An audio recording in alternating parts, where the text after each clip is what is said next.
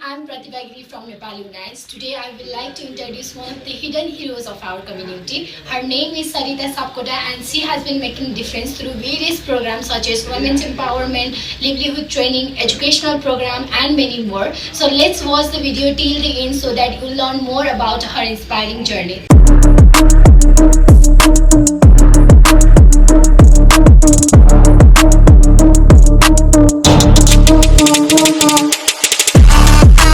नमस्ते, म सरिता सापकोटा, सामाजिक अभियन्ता, साथी नेपालको अध्यक्ष। म चाहिँ मध्य प्रदेशमा विगत लामो समयदेखि काम गरिरहेको छु।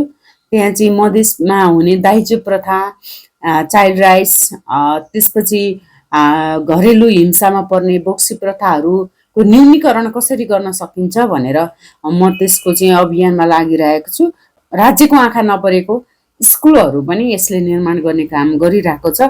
अहिलेसम्म साथी नेपालले हामीले 4 वटा जति सरकारी सामुदायिक स्कुलहरूको पनि भवन निर्माण गरी विद्यालय परिवारलाई हस्तान्तरण पनि गरेका छौँ।